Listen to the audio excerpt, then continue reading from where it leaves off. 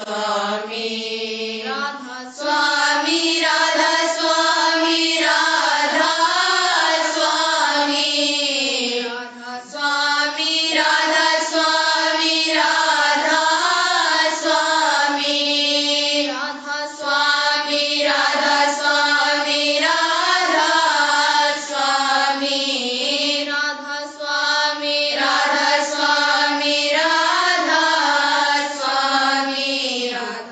स्वामी राधा स्वामी राधा स्वामी राधा स्वामी राधा स्वामी राधा स्वामी। सवाल। लोग कहते हैं कि सत्संग में कोई जादू है, जो कोई जाता है वह फंस जाता है। ऐसे ही और अनेक तरह की निंदा करते हैं। जवाब।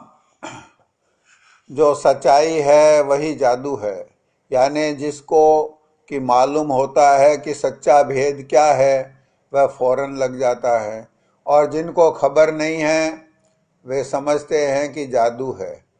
जो कि निंदक हैं उन पर बड़ी दया सत्पुरुष सद्गुरु दयाल राधा स्वामी की है। वे गोया हर वक्त सुमिरन करते हैं। उनके चित्त में ऐसा विरोध होता है कि नाम सुनते ही अंतर में उनके जलन पैदा होती है, गोया माया जलती है। दूसरे जन्म में ऐसे जीव बड़े बिरही होते हैं। सवाल। अगर किसी की ऐसी मुलाजिमत है कि कचहरी में उससे किसी को सजा देने के लिए राय पूछी जावे और वह ऐसी राय दे जिससे उसको सजा मिले, तो यह गुनाह है क्या? जवाब। अगर तुम्हारी समझ में ऐसा ही आता है तो उसके कहने में कोई दोष नहीं है, क्योंकि अगर कोई बदमाश है जिसके सबब से बहुत से लोगों को तकलीफ पहुंचती है, वह अगर सजा याब होवे तो कुछ हर्ज नहीं है। मतलब यह है कि जैसा जिसकी समझ में आवे उसके कहने में कोई बुराई नहीं है। राय आपसे तो कोई देता नहीं है, जब पूछा जाता है तब जो राय हो देने में क्या दोष हो सकता है। कोई सत्संगी जज है तो उसको फैसला करना पड़ता है। अगर वह मुजरिम को अपनी समझ अनुसार फांसी भी दे दे तो कोई दोष नहीं है, पर जिस पर मालिक की दया है उसको ऐसे झगड़ों में नहीं रखता है जिससे कि वृत्ति खराब होवे। हम जब हजूर साहब के चरण में नहीं आए थे तब हमारे लिए डिप्टी मजिस्ट्रेट होने का बिल्कुल बंदोबस्त था। मौज ऐसी हुई कि बच गए। और भी दूसरे दफे जब हम हजूर साहब के चरणों में आए थे तब तजवीज हुई, वह भी मौज से टल गई। मतलब यह है कि जिस पर मालिक की दया है उसको ऐसे कामों में वो मालिक नहीं फंसाते हैं। जितने महकमे हैं उन सब में दफ्तर का काम अच्छा है, इसमें कोई तरद्दुद नहीं है। और पुलिस का काम बहुत खराब है। महकमे तालीम भी अच्छा है, मगर इसमें लड़कों का अफसर बनना पड़ता है और गुरुवाई का अहंकार होता है। सवाल। तन की मोटाई परमार्थ में मुजिर है या नहीं? जवाब। यह बात नहीं है कि जिनका तन मोटा है उनका मन भी मोटा हो। बहुतेरे ऐसे हैं जिनका तन बहुत दुबला है तो भी मन अपनी नटकठी नहीं छोड़ता है। फिर जो निहायत मोटा तन है वो अच्छा नहीं है। सवाल। काम यानी कर्म की तारीफ क्या है? जवाब। काम यानी कर्म चैतन्य का जहूरा है। सवाल। सत्संग का कर्म क्या है? जवाब। सत्संग में चित्त लगाकर वाणी और वचन का श्रवण करना, मन इंद्रियों के भोगों में न बरतना, सुमिरन ध्यान और भजन बिना नागा करना, और जब पूरे गुरु मिल जावें तब तन मन धन से उनकी सेवा करना और मन की तरंगों को रोकना, यही सत्संग का कर्म है। सवाल: हमारा तो सत्संग में चित्त लगता ही नहीं, इसका क्या इलाज करें? जवाब: इधर उधर घूम घाम कर आओ तब मन लगेगा।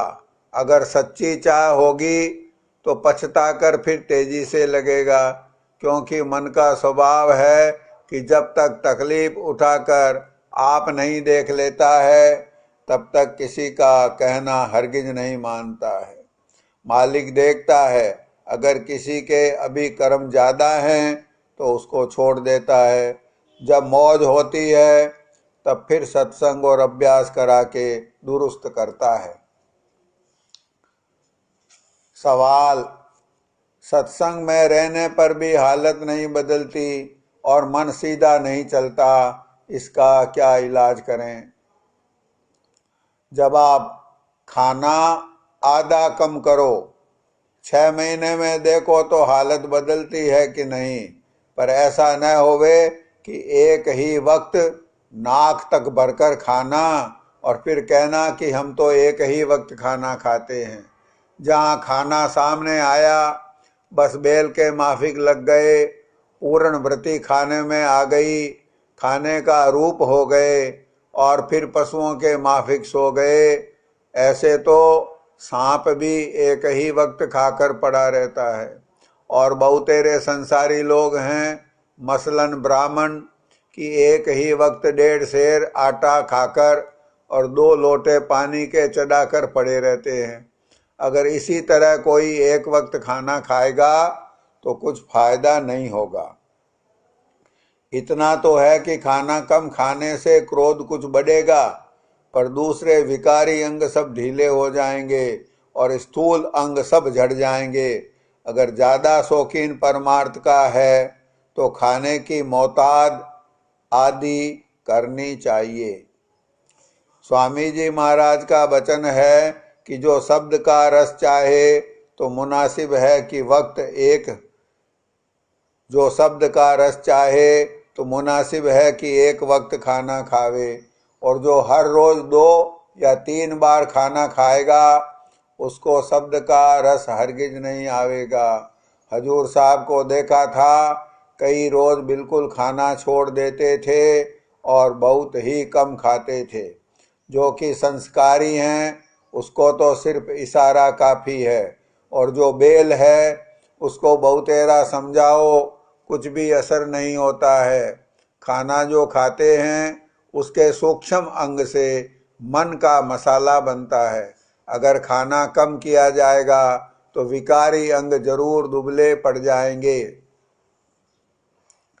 सवाल: यूं तो खाना नहीं घटता, दया होवे तो कोई बीमारी हो जावे। जवाब: बीमारी से खाना छोड़ना, इससे यह बेहतर होगा कि आपसे आप कम हो जावे। अगर खाना कम खावे तो बीमारी भी कम होवे। कोई न कोई संस्कार जरूर है जिससे यह जीव सत्संग में आता है। अगर पड़ा रहेगा तो आहिस्ता आहिस्ता एक रोज जरूर सफाई हो जाएगी। बाहर के पत्थर से फिर भी पानी में का पत्थर बेहतर है, क्योंकि थोड़ी बहुत शीतलता उसके अंदर जरूर रहती है। पड़ा रहे संत के द्वारे, बनत बनत बन जाय। पड़ा रहे संत के द्वारे, तन मन धन सब अर्पण करके। धक्का धनी का खाए, पड़ा रहे संत के द्वारे। स्वान बिरति आवे सोई खावे, रहे चरण लोलाय। पड़ा रहे संत के द्वारे, मुर्दा होय टरे नहीं टारे। लाख कहूँ समझाय, पड़ा रहे संत के द्वारे। पलटू दास काम बनियावे, इतने पर ठहराय पड़ा रहे स्वंत के द्वारे। सवाल, कर्ज जो लिया जाता है उसके बकाया को क्या दूसरे जन्म में भी देना पड़ता है? जवाब, 4 जन्म तक अदा करना पड़ता है। अगर सीधे तौर पर इस जन्म में न दिया तो आइंदा किसी जन्म में देनदार साहूकार बनता है और लेनदार गुमास्ता होता है, और गुमास्ता उसका माल हजम कर लेता है। गरज की लेनदार कभी न कभी किसी सूरत से लेकर छोड़ता है और इस तरह देनदार का कर्म बोझ हल्का होता है। सवाल, स्वामी जी महाराज के जीवन चरित्र में लिखा हुआ है कि मेरा मत सतनाम अनामी का है और राधा स्वामी मत हजूर साहब का चलाया हुआ है, इसको भी चलने देना, इसका क्या मतलब है? जवाब, जैसे कि संत जो कहा करते हैं कि हम संत नहीं हैं, उनका फरमाना ठीक है, क्योंकि संत कभी झूठ नहीं बोलते हैं। इसका मतलब यह है कि संतों का निज रूप दयाल देश में है और हृदय का मुकाम 10वां द्वार है। जैसे कि जीवों का सूरत रूप छठे चक्र में है और हृदय कोडी का मुकाम है। और स्वामी जी महाराज परम संत कुल मालिक सदगुरु दयाल के अवतार थे। उनके हृदय का स्थान सत्य नाम अनामी था और निज रूप उनका धुरपद राधा स्वामी में। यहाँ जो बोलता है वह हृदय के स्थान पर बोलता है, जो कि मुकाम मन का है। पस जो जीव की कहे कि मैं सुरत नहीं हूँ, ठीक है। इसी तरह संतों का कहना कि हम संत नहीं हैं बजा और दुरुस्त है। ऐसे ही जो कुछ की स्वामी जी महाराज ने फरमाया था दुरुस्त और सही था। सवाल, सतगुरु सत्य पुरुष के अवतार हैं और उनकी धार दयाल देश से आकर स्थूल शरीर में कार्रवाई करती है, यानी जो जो संत की आते हैं उन सब की धार एक ही होती है, लेकिन बाहरी रूप उनके जुदा जुदा नजर आते हैं। इसकी क्या वजह है? जबकि सत्य धार ही रूप धारण करती है तो बाहर का स्वरूप एक सा सबका क्यों नहीं होता है? जवाब, सतगुरु जिस मंडल में कि रूप धारण करते हैं वह रूप उसी मंडल के मसाले का होता है। ऐसे ही जब इस देश में अवतार लेते हैं तब रूप उनका माँ बाप और जिस कुटुंब में कि अवतार होता है उसके और भी रिश्तेदारों और फिरके और उस वक्त की रचना के मसाले और हालत के अनुसार होता है। पर उनके माँ बाप के स्थूल शरीर में चैतन्यता विशेष होती है और वह ज़्यादा साफ और पवित्र होते हैं। सदगुरु की देह अलबत्ता यहाँ के मसाले की होती है और उस पर रिश्तेदारों वगैरह का असर होता है, पर सूरत पर किसी का असर नहीं होता है। अब देखिए, खत्रियों का रंग गोरा होता है और कायस्थों का कनक रंग, तो मालूम हुआ कि जाति का भी स्थूल शरीर पर असर होता है। बाहर में संतों का सिर्फ चेहरा किसी कदर एक सा होता है और उसमें भी खास करके आंख और पेशानी यानी ललाट। अगर गौर करके हजूर महाराज और स्वामी जी महाराज की तस्वीर देखो तो आंख और पेशानी में कोई फर्क नजर नहीं आता।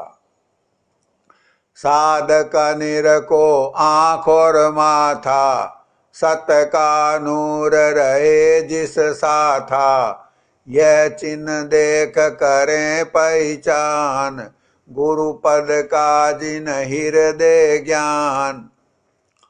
और मगज संतों का एक सा होता है। गरज की ब्रह्मांड तक अलबत्ता थोड़ा फर्क है, पर सत्यलोक में रत्ती भर भी फर्क नहीं है। त्रिकुटी में गुरु का रूप पूरा और साफ तौर पर नजराई पड़ता है। कहने का मुद्दा यह है कि अंतरी स्वरूप सब संत सद्गुरुओं का एक ही है। बाहरी स्वरूप जिस कुटुंब में की पैदा होते हैं उसी की हालत के मैं मुजिब होता है। सवाल, संतों की सत्ता या हस्ती, एंटिटी और व्यक्ति या अहदियत, इंडिविजुअलिटी में क्या फर्क है? जवाब, जात में फर्क नहीं है, पर द्वारों के जुदा जुदा होने से उनकी व्यक्ति कायम होती है। यानी जिस द्वारे से जो संत सूरत आती है वही उसकी व्यक्ति है। जैसे समुद्र में से 50 नदी निकल निकल कर अलग अलग बह रही है, तो जल में कोई फर्क नहीं है, द्वारों के होने से उनमें फर्क नजराई पड़ता है। द्वारे के बाहर संत गोया जल में मछली रूप जुदा जुदा सूरतों में दिखलाई देते हैं, पर द्वारे के अंदर जल में जल रूप हैं। सवाल, प्रलय किसको कहते हैं? जवाब, जब माया मुंजमिद हालत से परमाणु हालत में तब्दील हो जावे तो उसका नाम प्रलय है। सवाल, जो बच्चा की पैदा होते ही मर जाता है, उसकी सूरत को नरदेही यानी इस जन्म का क्या फायदा हुआ? जवाब, उस जीव के प्रारब्ध कर्म में इतनी ही देर नरदेही मिलना था। इसमें उस जीव का फायदा और कमबख्ती दोनों ही हो सकते हैं। अगर किसी ऊंचे स्थान की सूरत है और खास प्रारब्ध कर्म की वजह से उसको इतनी देर के लिए नरदेह मिलना जरूर था, तो वह इसके बाद अपने ऊंचे स्थान पर चली जाती है, इसमें उसका फायदा हुआ। और अगर कोई नापाक सूरत है तो इतनी देर नरदेह पाकर फिर किसी नीची जोनी में चली जाती है, इसमें गोया उसकी कमबख्ती है। असल में तो जीव अपने प्रारब्ध कर्म के फल की वजह से जन्म लेता है, लेकिन कुछ माँ बाप का भी लेन देन होता है, मगर बहुत कम। सवाल, जो जीव की अभ्यास करके ऊंचे लोक तक पहुंच गए, फिर उनको नरदेही में लाने की क्या जरूरत है? क्या वहां से चढ़ाई नहीं हो सकती है? जवाब, ऊंचे लोकों में चढ़ाई का अभ्यास नहीं हो सकता, क्योंकि अभ्यास उस शरीर से हो सकता है जिसमें कुल रचना का नमूना ठीक तौर पर हो, यानी तीनों दर्जों के कुल चक्र, कमल और पद्म मैं अपनी ताकत के यानी तरक्की करने की ताकत के साथ मौजूद हों। यह बात ऊपर के लोगों के शरीरों में नहीं है। वहाँ कुछ चक्र ठीक हैं और कुछ बराए नाम सिर्फ लाइन यानी निशान के तौर पर हैं, और उनमें तरक्की की ताकत नहीं है, इसलिए वहाँ चढ़ाई का अभ्यास नहीं हो सकता। जिस तरह की इस रचना में सिवाय मनुष्य के और जीवों जैसे जानवर वगैरह में हालांकि दिमाग मौजूद है, लेकिन उसमें सोच व विचार नहीं है, और इसलिए वे अभ्यास के नाकाबिल हैं। मनुष्य मन के स्थान पर जो कि हृदय चक्र है उसमें बैठने वाला है, सिर्फ वही अभ्यास कर सकता है, क्योंकि उसमें कुल रचना का सिलसिलेवार नमूना ठीक तौर पर मौजूद है। इसी वास्ते कहा है कि खुदा ने आदमी को अपनी ही सूरत पर बनाया है। इस पृथ्वी की चोटी हृदय चक्र तक है, इसलिए उसमें या और पृथ्वियों में जो इसके मुकाबले में हैं, जो मनुष्य हैं, उनमें 6 चक्र नीचे के सिलसिलेवार मौजूद हैं। फिर ऊपर के चक्र भी कि जिनके ये खट चक्र अक्ष हैं, सिलसिलेवार मौजूद हैं। अब अगर किसी लोक में जीव की जो कंठ चक्र में हो मिसाल ली जावे, तो उसके शरीर में कंठ चक्र से 3 नीचे के स्थान यानी हृदय, नाभि और इंद्री चक्र तो ठीक होंगे, मगर चौथा यानी गुदा चक्र बिल्कुल बराए नाम लकीर के मुवाफिक होगा, पूरा चक्र न होगा। इसी वास्ते उसका बिंब यानी वह स्थान कि जिसका गुदा चक्र प्रतिबिंब है ठीक न होगा। इसलिए कुल रचना का नमूना ऐसे शरीर में ठीक तौर पर नहीं हो सकता।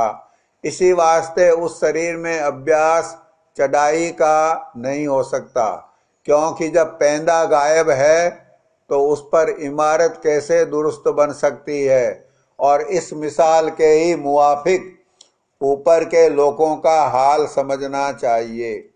चढ़ाई के अभ्यास के लिए जरूर नरदेह में आना पड़ेगा, और इस बात से तस्दीक मुसलमानों के इस कौल की कि फरिश्तों के गुदा चक्र नहीं होता है और मनुष्य की उसमें खटचक्र ठीक तौर पर मौजूद हैं, गो उसके कोई अंग भी भंग हो, यानी लंगड़ा, लूला या अंधा हो, अभ्यास करने के काबिल है। अगर कोई चक्र न होगा तो वह इस देह में ठहर नहीं सकता। जैसे जब तक डोरी नीचे बांधी न जावे पतंग उड़ नहीं सकती, इसी तरह अभ्यास के लिए पैंदा यानी तलहटी की जरूरत है। यहाँ जो अभ्यास कराया जाता है तो एक डोरी नीचे लगी रहती है ताकि उसके जरिए से उतर आवे और फिर चढ़ जावे, और इसलिए सिवाय इस देश के और कहीं खट चक्र में या ऊपर के देश में अभ्यास बनना मुमकिन नहीं। अलबत्ता वहाँ समझ बूझ माया सूक्ष्म होने से ज्यादा है।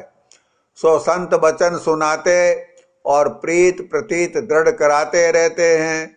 अभ्यास के लिए फिर यहाँ ही लाना होता है।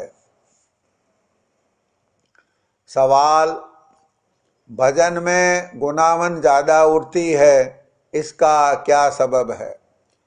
संचित कर्म के जो नक्श अंतर में पड़े हुए हैं, शब्द की धार के प्रकट होने से वे जाग उठते हैं और गुनावन रूप होकर खारिज किए जाते हैं। अगर भजन में मन न लगे तो नियम के मुआफिक थोड़ी देर भजन करके सुमिरन ध्यान ज्यादा करना चाहिए। गरज की जिस काम में मन ज्यादा लगे उसको ज्यादा और दूसरे को नियम के मुआफिक करे। ध्यान में प्रेम की धार जागती है, वह उन नक्शों को ढक देती है। मतलब यह है कि जिसमें मन और सूरत का सिमटाव हो वही काम ज्यादा करे। सवाल, मालिक तो अरूप और सर्वव्यापक है, उसके ध्यान करने में यह दिक्कत पेश आती है कि ध्यान बगैर किसी स्वरूप के नहीं हो सकता। तो जब मालिक को अरूप कहा है तो कैसे ध्यान किया जा सकता है, क्योंकि सर्वव्यापक किस तरह एक सूरत में मुक़य्यद हो सकता है? जब आप जीवों के अंदर ऊपर के मुकामात के सब पट बंद हैं, सिर्फ एक खफीफ धार ऊपर से टपकती है, जैसे नदी का पानी बंद में से छनकर जरा जरा निकले। अब जो कोई की अभ्यास करके उन पटों को खोले या दिमाग की सोती हुई ताकतों को जगावे, उसकी रसाई अंतर में निर्मल चैतन्य के भंडार तक हो जावे, या उस भंडार से ही कोई लहर उमड़कर इस लोक में आवे जो स्वतः संत कहलाते हैं, और उनके अंतर में सब पट खुले होते हैं। ये दोनों मालिक का अवतार समझना चाहिए। अब जानना चाहिए कि ध्यान के मानी सिलसिला कायम करने के है। तो जो शब्द की अंतर में हो रहा है उसका सुनना यह अरूपी ध्यान मालिक का है, क्योंकि वह शब्द भी अरूप है और उसके सुनने से सिलसिला मालिक के साथ कायम हो सकता है।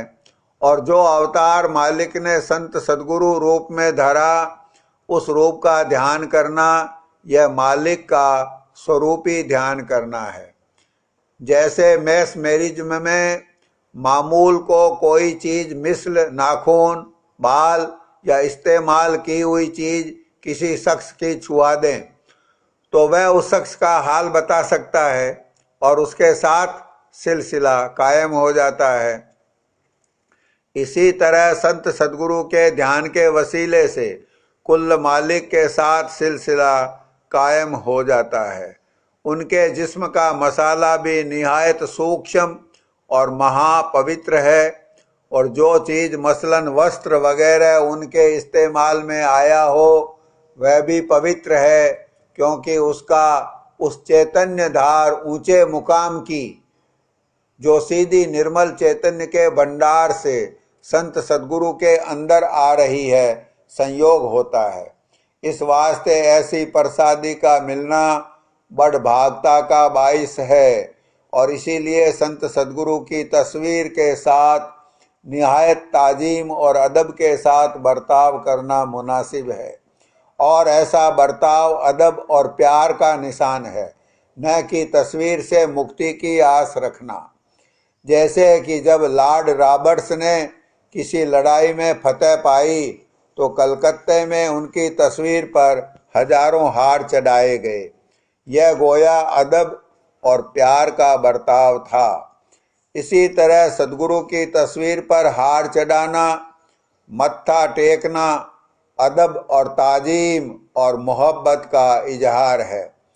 सब जीव मिसल अंधों के हैं, सो अंधे यहाँ अपना रास्ता टटोल लेते हैं, पर अंतर का मार्ग और भेद बिना संत सद्गुरु के बतलाए कोई नहीं जान सकता है।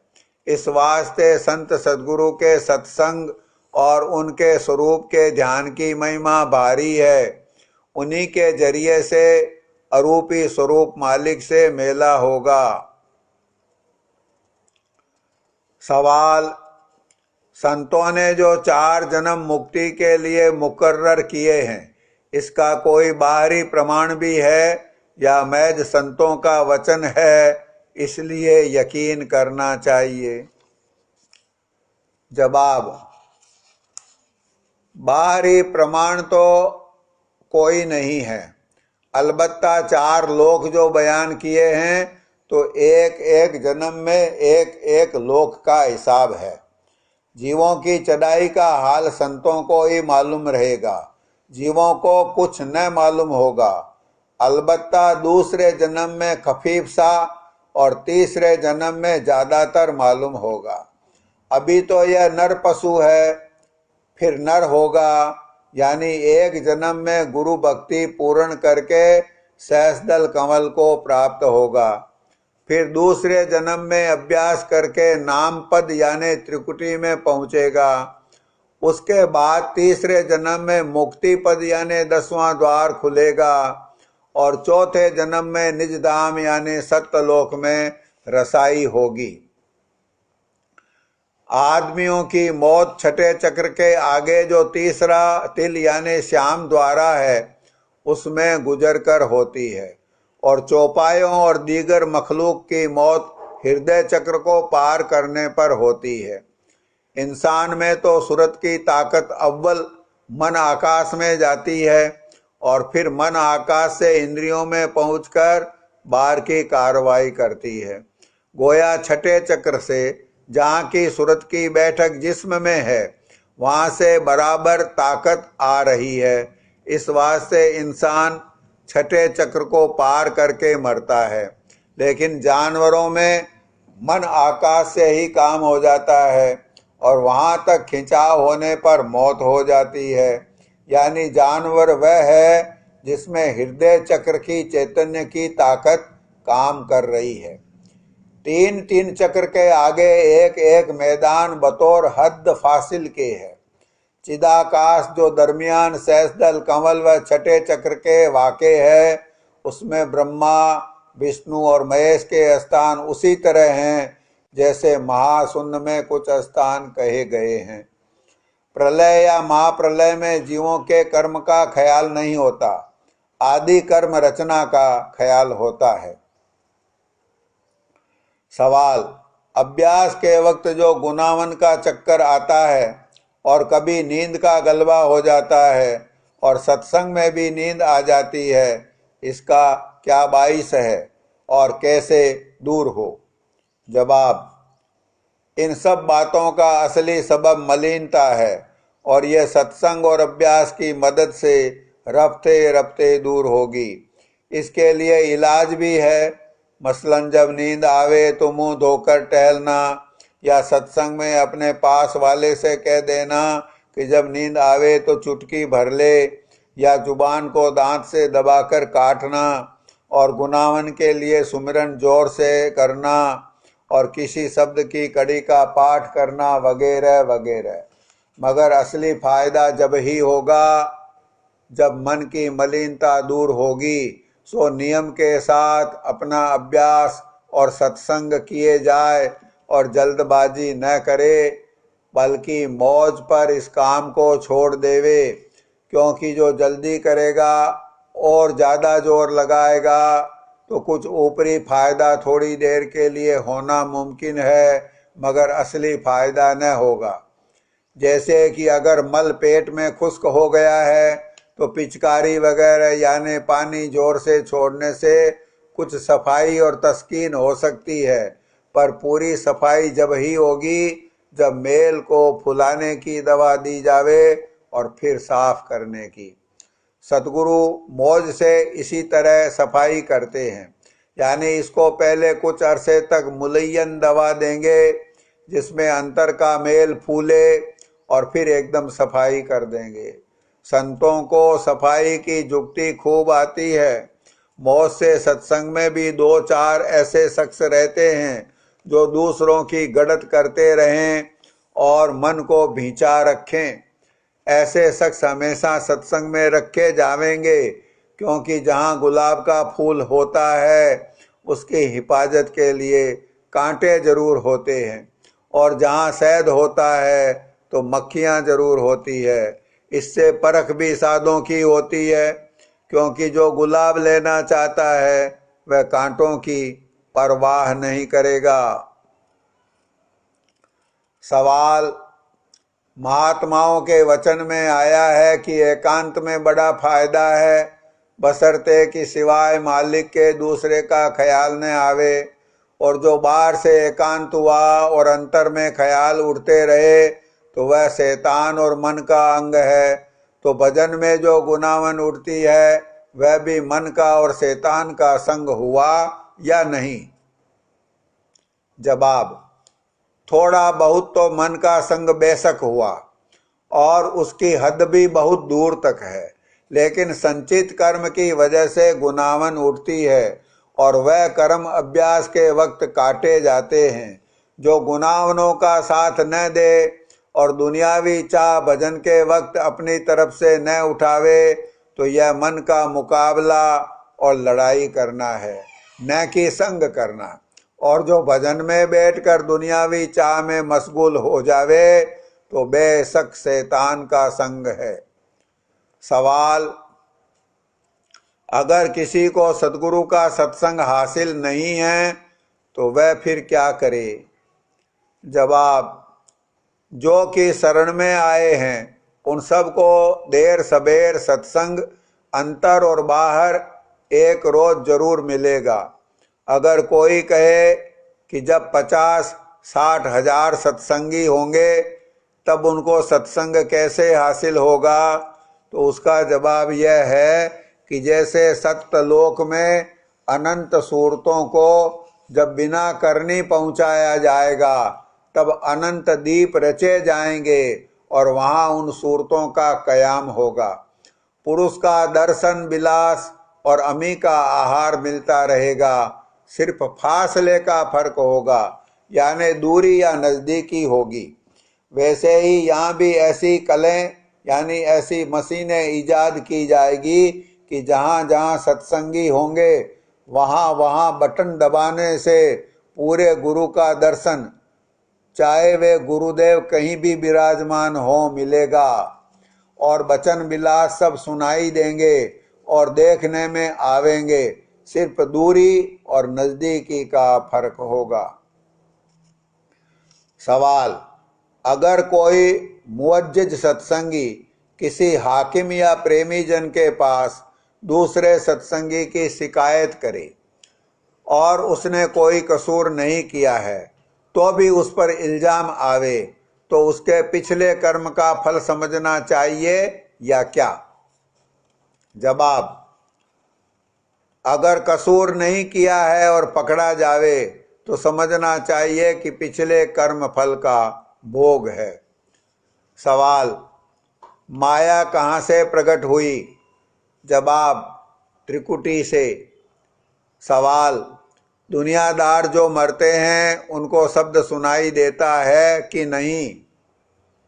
जवाब, दुनियादार ऐसे कुटते पिटते जाते हैं कि शब्द नहीं सुनाई देता, और तीसरे तिल में तो होकर जाते हैं और जोत का दर्शन भी पाते हैं, मगर फुरना उठकर तुरंत उनको नीचे गिरा देती है, और सूरतें रास्ते में जो तलवार की धार के मुआफिक है कट कट कर गिरती है।